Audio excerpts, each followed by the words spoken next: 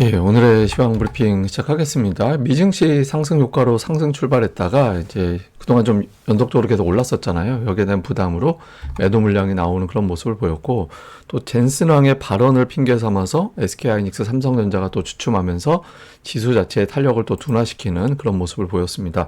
그런데 외국인들의 매수는 유지가 됐습니다. 그런데 이제 업종은 좀 변화가 생겼고요. 제약과 조선업종이 강세를 보여서 이제 하루 전하고는 시소 반대쪽 시소로 또 넘어가는 그런 모습을 보인 게 특징이었습니다. 우선 초반에는 미국에서 반도체주가 강했잖아요. 뭐 마이크론이 10% 넘게 올라가고 엔비디아가 3.5% 올라가고 하면서 코스피, 코스닥 전부 다 이런 어떤 종목들, 어제 강했던 종목군들이 그대로 강세를 보이면서 지수를 끌어올리는 그런 역할을 했죠. 그리고 여기에 이제 환율도 좀 주춤거리는, 그러니까 달러 인덱스가 109 넘어갔다가 이제 108, 뭐 이렇게 크게 하락하고 추세가 바뀌었다 이렇게 얘기할 정도는 아닌데 어쨌든 흘러내렸잖아요. 그러면서 원달러 환율도 1,450원대까지, 그러니까 일부 외국인들이 1,500원 이상 생각 안 하는 것 같다더라. 뭐 이런 썰을 저도 이제 듣긴 했는데, 어쨌든 환율이 1,500원 이상 안 가는 게 전제가 된다라면 외국인들 매수하는 게 이해가 되거든요. 지금부터 매수해두면 외국인들 환차익과 주식 차익을 다 눌릴 수 있게 되는 거죠. 그래서 이런 어떤 조건들이 맞물리면서 이제 시장이 올라갈 수 있는, 예, 그런 상황이 이제 만들어졌죠. 오늘 뭐 환율은 다른 이슈도 있었습니다. 뭐 일본에서 또 환시장 구두 개입하면서 엔달러 환율이 빠지고 뭐 이런 것들도 좀 있었거든요. 그래서 이래저래 환율이 빠지고 이런 것들은 뭐 시장이 좀 올라갈 수 있겠는데 라는 기대감을 자극할 수 있는 사안이 됐죠. 근데 조금씩 이렇게 많이 올라가고 하면 뭔가 핑계거리 생기고 오늘쯤 이제 오늘 또는 내일 정도에 매도가 나올 만한 시기였잖아요. 뭐 그래서 오늘 뭐를 빌미로 하나 봤더니 이제 젠슨왕의 발언도 약간의 빌미가 됐던 것 같습니다. 뭐 특히 이제 뉴스로 뜬 게 그 지포스 제품에 삼성과 SK하이닉스 제품이 아니라 마이크론 제품이 탑재가 된다더라 이런 보도가 속보로 막 나오고 했거든요. 그러면서 이제 하이닉스가 초반 이후에 이제 계속 흘러내리는, 예, 그런 계기로 작동을 했죠. 뭐 하이닉스는 사실 뭐 이것 때문에 빠졌다라고 단정하기는 어려운 건 있는데 어쨌든 핑계는 이 뉴스 나오고 하면서 그 엔비디아가 하이닉스 걸 안 쓴다고 뭐 이런 식으로 해석이 됐잖아요. 물론 이제 그 다음에 블랙웰 관련된 이제 플랫폼에 HBM을 몇 개를 탑재한다 이런 보도가 나오긴 했지만 투자자들은 이게 하이닉스가 메인이 아닌가 뭐 이런 어떤 걱정을 하게끔 유발이 돼버렸죠. 이런 상황이 연출이 되면서 하이닉스 빠지고 이렇게 되면서 삼성전자도 같이 이제 눌려버리는 이제 그런 상황이 만들어졌고요. 또 이제 트럼프 관련해서는 뭐 이게 관세가 전체 제품이 아니라 일부 제품만 된다더라. 근데 이제 트럼프는 가짜 뉴스라고 했다. 또 이렇게 이제 내용들이 알려지고 막 이렇게 됐잖아요. 예, 그렇게 되면서 이제 이 뉴스도 좀 희석이 됐고, 처음에 우리 수출하는 입장에서는 되게 좋은 이제 변화를 만들어낼 수 있는 뉴스라고 봤는데, 트럼프가 가짜 뉴스라고 해버리면서 이것도 또 좀 기대는 있는데, 실제는 어떻게 될지 모르겠다. 이렇게 됐고, 제가 이제 아침에도 말씀드렸지만 저거는 트럼프가 가짜 뉴스라고 한 거는 전략적인 측면이 있을 거다. 왜냐면 협상으로 관세 다 부과해놓고 이제 협상에서 이건 빼줄게 이렇게 가는 게 트럼프 입장에서는 유리한 거잖아요. 그래서 실제로는 전면적인 관세 부과가 안 될 가능성이 높죠. 근데 트럼프는 굉장히 중요한 협상 카드인데 저걸 워싱턴 포스트지가 확 까버렸으니까 아니다라고 얘기하는 게 맞죠. 그러니까 이렇게 이제 돼버렸고, 그렇지만 또 증시 업종에 또 영향을 준 게 군함 관련해서 미국은 뭐 자체적으로 이제 배를 갖다가 이제 뭐 예를 들어서 상선이라든가 이런 걸 만들지 않잖아요. 근데 여기 이제 군함 관련된 이슈도 해서 동맹국을 이용하겠다. 그럼 동맹국이면 우리나라 아니면 일본인데 사실상 우리나라죠. 뭐 이렇게 되면서 오늘 조선주가 급등을 하는 모습을 보였죠. 그런데 이게 트럼프 이슈가 우리나라에도 좀 이제 영향을 줬지만 중국 같은 경우는 되게 많이 빠졌어요. 그러니까 중국에서 몇몇 기업들 대상으로 미국의 어떤 국방을 위협하는 어떤 거래를 한다. 이렇게 되면서 이제 몇몇 기업들 거래를 좀 검토해야 된다. 이런 내용들이 보도가 되면서 중국 테크주들, 홍콩 막 기술주들 막 빠지고 막 이렇게 됐었거든요. 그래서 아시아 증시 잘 보면 오늘 트럼프의 어떤 발언이라든가 또는 미국 정부의 어떤 발언들, 뭐 정책들 이런 것들이 시장을 굉장히 많이 좀 흔든, 예, 그런 측면이 있었습니다. 그래서 좀 향후에 날이 다가갈수록 이제 또 트럼프에 대한 어떤 영향력이 커질 텐데 오늘 뭐 일부 좀 맛보기를 보여준 이제 그런 하루였던 것 같습니다. 근데 저는 제가 이제 어제 그제 뭐 계속 말씀드려서 주말에도 이제 이번 주 중반 정도 되면 가격 부담권으로 넘어가게 돼서 상승 종목이 좀 줄어들 것 같다고 계속 말씀을 드렸었잖아요. 그러니까 저는 이게 제일 크다라고 봐요. 우선 SK하이닉스가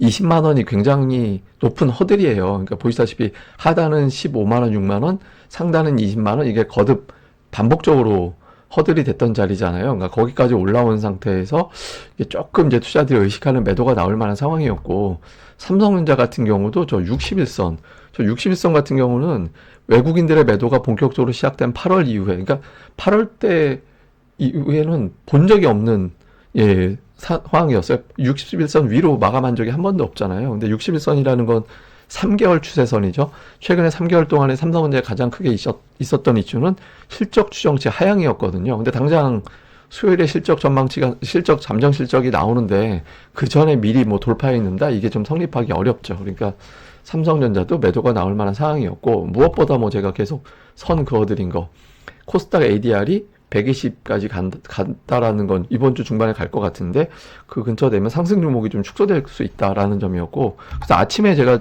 지수 올라갔을 때, 이거 9시 반에 제가 올린 거잖아요. 제 텔레그램 채널에서.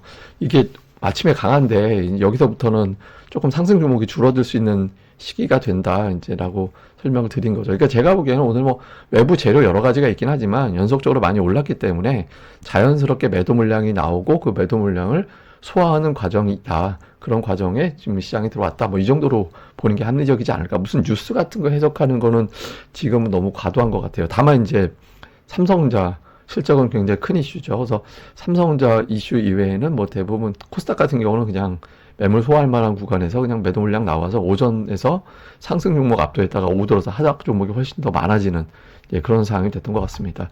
뭐 특징주는 시소 반대. 그러니까 어제 2차전지 반도체 강할 때 눌렸던 종목군들, 그러니까 제약바이오, 그러니까 삼성바이오 같은 종목군들이 오늘 강했고, 이건 JP모건 헬스케어 컨퍼런스가 임박했기 때문에 일정상으로도 주목을 받을 만하죠. 근데 이제 주목해 볼 만한 건 61선을 이것도 맞고 돌파를 못 했거든요. 그래서 이게 좀 힘이 계속 유지가 될지 한번 좀 봐야 될 것 같고, 그 다음에 엔터주도 어저께 반대쪽 시소에 해당되는 종목이었는데, 물론 이제 뭐 엔터 다 합쳐봐야 시가총액이 어마어마한 건 아니라서 뭐 저 자체가 증시에 엄청난 수급의 영향력을 주는 종목은 아니지만, 어쨌든 어제 갔던 종목 누르고 어제 못 간 종목 올라가고, 그러니까 시장에서 철저하게 어떤 시소로 가고 있다라는 것도 다시 한번 보여준 것 같습니다. 수급에서 이제 다행스럽게도 외국인들의 매수 기조는 계속 유지가 되는데, 제가 이제 주목한 건 오늘 혹시 매도가 늘어나지 않을까라고 봤는데 매도는 늘지 않았어요. 그러니까 이제 매수가 조금 줄어서 어제보다 순매수 규모가 축소된 거고, 외국인들의 이제 매매 자체는 올해 들어서 일단은 매수 기조는 유지하고 있다라는 점은 되게 다행이죠. 3일 연속 매수는 작년도 여름 이후에 없었거든요. 그러니까 외국인들 본격적으로 매도한 8월 이후에 3일 연속 매수가 없었어요. 그래서 뭐 다행스러운 대목이고, 이제 이전에 금융투자를 좀 주목을 해야죠. 제가 연말 연초에는 금융투자 매도 나온다 이제 했는데, 아마 이번 주 조금 넘어가면 이제 금융투자 매도는 거의 마무리가 될 것 같거든요. 그래서 외국인들만 매수 기조만 유지해주면 대형주 쪽은 수급이 조금 나아질 가능성은 있어 보입니다. 종목은 오늘 삼성전자 하이닉스가 어제는 순매수 1, 2위였는데 오늘은 매도 1, 3위가 돼버렸고, 자동차 팔았고, 순매수는 오늘 1,600억 순매수 했는데 하나 오션만 1,200억 원 매수 들어왔습니다. 그 아래 이제 삼성중공업도 있고, 하여튼 조선주가 좀 들어와 있는 게 특징이었고요. 그 다음에 뭐 삼성바이오가 또 이제 매수에 들어가 있는 게 이제 특징이었습니다. 그 다음에 기관 투자들은 순매수 상단에 뭐 ETF 이런 게 들어가 있는데, 근데 이게 순매수 상위 종목에 의미를 두기가 좀 그런 게, 뭐 현물 매수 1위가 SK하이닉스인데 150억대 정도라서 뭐 기관이 엄청나게 어떤 의지를 가지고 이제 종목을 이제 의미를 두고 담았다 이렇게 붙이기는 조금 약한 것 같습니다. 그다음에 코스닥 쪽에서는 이제 외국인들이 JYP가 오늘 순매수 1위였어요. 그리고 YG가 또 들어가 있었고, 반면에 SM은 팔았고, 그래서 업종 내에서 사고팔고가 조금 엇갈리는 그런 형태를 보인 게 특징이었습니다. 그 다음에 이제 뭐 테크윙이라든가 아니면은 뭐 하여튼 뭐 이런 종목군들, 그러니까 업종 내에서 좀 골라서 사는 느낌이었죠. 그리고 제약바이오 종목군들이 상단에 좀 포진해 있었고, 그래서 하여튼 종목별로 좀 골라 담는 느낌이었고, 기관은 어제하고는 조금 달라졌어요. 어제는 어제하고 또 시소가 반대로 갔죠. 그러니까 매도 쪽에 보면 뭐 에코프로비엠, 리노공업, 에코프로, ISC, 하여튼 2차 전지와 반도체, 어제 강세 보였던 종목군들이 조금 들어가 있고, 매수 쪽에서는 제약바이오, 엔터, 뭐 이런 종목군들, 그 다음에 하여튼 그런 류의 어떤 기업들, 그 다음에 HBM 관련된 반도체 종목군들 일부 뭐 이런 것들이 담겨져 있는 게 특징이었습니다.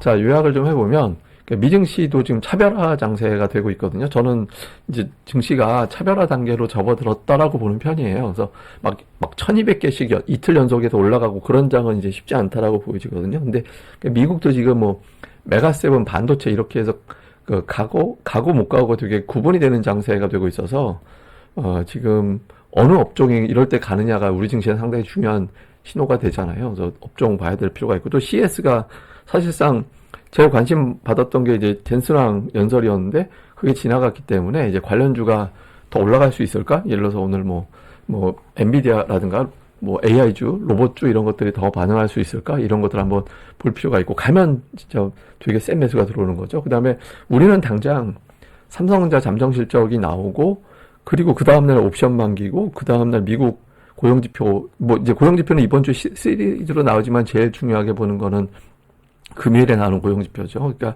이런 일정들이 좀 이어질 텐데, 외국인 투자자들이 일정에도 불구하고 꿋꿋하게 매수를 해준다라면 시장의 조정은 생각보다는 길게 가진 않을 거다, 이렇게 볼 수도 있는 상황이죠. 그러니까 큰 이벤트 생겼을 때 외국인들 변화가 없는지, 그 다음에 코스닥은 이틀 동안 그러니까 뭐 제약, 2차전지, 반도체 오르고 내리고 한 바퀴씩 다 돌린 상태가 됐거든요. 그래서 뭐 이 구조에서 순환매 돌리기보다는 이제 순환매 도론 척했다가 결국에는 이제 메인이 나올 거라고 보여져서 어쨌든 계속해서 주도주 구도에 더 주목을 해봐야 될 것 같습니다. 예, 그리고 이제 이거는 뭐 이것도 제가 장중에 보내드린 그 자료긴 합니다만은, 그러니까 우리나라 이제 코스피 지수의 상승 하락 이런 뭐 연간 상승률 추이인데 재밌는 패턴이 하나가 나와요. 뭐냐면 2000년대 이후 코스피가 10% 이상 빠지면 그 다음에는 다 올랐어요. 연평균 상승률은 25% 정도 됐는데, 작년은 사실 마이너스 10%는 아닙니다. 그러니까 정확하게 하면 마이너스 9.6인가 아마 그렇게 될 거예요. 그러니까 10% 안쪽인데 그냥 반올림해서 마이너스 10으로 표기한 것 같은데, 어쨌든 저 정도 빠지면 웬만하면 다음 주에 올라가긴 했거든요. 그래서 외국인들도 그렇게 노린 게 아닐까라고 이제 보여지긴 합니다. 그래서 지금 올해는 그 돌발 상황이 또 생길 수도 있죠. 지금 우리나라 이제 정치적인 어떤 변수 같은 게 좀 있다 보니까 돌발적인 상황이 생길 수는 있는데, 지금은 제가 보기에는 올해 키워드는 반등, 그 다음에 차별화, 이렇게 될 가능성이 있다라고 일단 보고 있거든요. 그래서 좀 시장에 대한 어떤 흐름보다는 좀 종목들 수급에 계속해서 집중하는 게 합리적일 것 같다, 이렇게 보시면 될 것 같습니다. 예, 그럼 또 하루 또 잘 보내시고요. 저는 다음에 뵙겠습니다. 이 방송 구독하기, 좋아요까지 꼭 부탁드립니다. 감사합니다.